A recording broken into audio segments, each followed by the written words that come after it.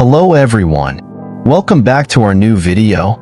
Today, I'll guide you through how to see blocked accounts on Snapchat. If you've been searching for a way to find and view all block lists on Snapchat, you've come to the right place. But before we get started, don't forget to like this video and subscribe to our channel for more tutorials and tips. Now, let's start. To check the accounts you've blocked on Snapchat, first of all, open the Snapchat app on your mobile device. Once you're on Snapchat, tap on your profile icon or Bitmoji in the top left corner of the screen to open your profile.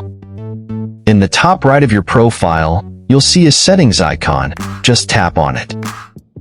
Now you're on the settings screen. Scroll down to the bottom until you find the More Information section. Under the More Information section, find and tap on Blocked Users. Once you tap, you'll see a list of friends' names with usernames that you've blocked.